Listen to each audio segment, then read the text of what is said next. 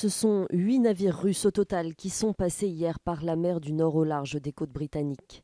Le porte-avions amiral Kuznetsov, un croiseur, un navire de guerre et des navires anti-sous-marins.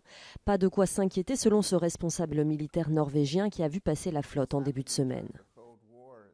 Je peux comprendre que certains trouvent cela effrayant et je pense qu'il y a clairement un effort en ce sens de la part de la Russie. C'est une démonstration de force, mais croyez-moi, il n'y a pas de menace.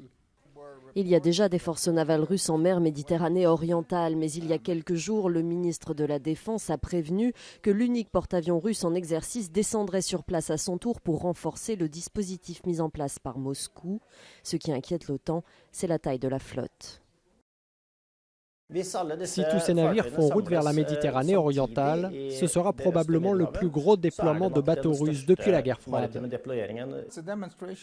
Oui, c'est une démonstration de force. La Russie montre que c'est elle qui mène les débats. Elle fait monter la pression, ce qui pourrait déclencher des affrontements entre les militaires russes et américains. Des affrontements mineurs, j'espère. Pour la communauté internationale, le porte-avions Kuznetsov pourrait participer aux opérations au-dessus de la Syrie, le bombardement d'Alep par exemple.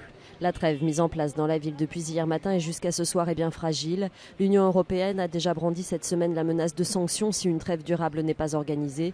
Toutes les options sont ouvertes, a déclaré François Hollande.